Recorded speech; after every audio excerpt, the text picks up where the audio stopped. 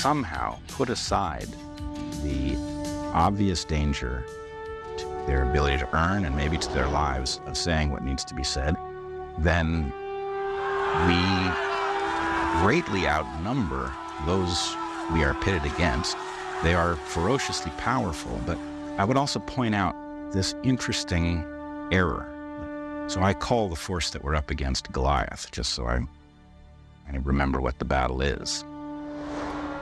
Goliath made a terrible mistake, and it made it most egregiously during COVID, which is it took all of the competent people, took all of the courageous people, and it shoved them out of the institutions where they were hanging on.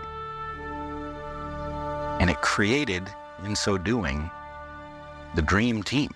Created every player you could possibly want on your team to fight some historic battle against a terrible evil. All of those people are now at least somewhat awake. They've now been picked on by the same enemy.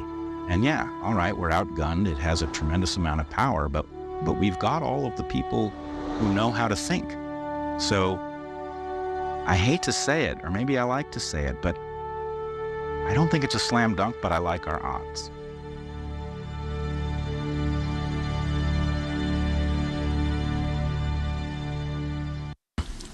But to not appreciate the parts of the puzzle that nobody's expert at, right? They're dealing with complex systems layered upon each other.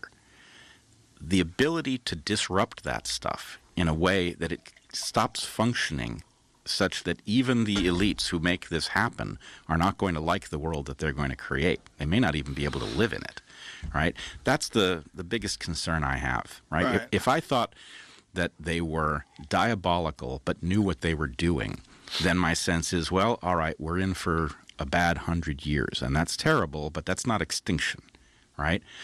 I think we're actually headed for extinction because I think these people have no idea what they're playing with. They do not understand what needs to be preserved in order to keep the world functional enough for them to live in. How is that conversation not taking place? That's what doesn't make sense to me. Well, is it coming from a place where they never feel like they're ever going to go back to poverty or to any sort of chaotic world that we could envision if everything falls apart? They think they'll be protected ultimately because of resources, influence, power,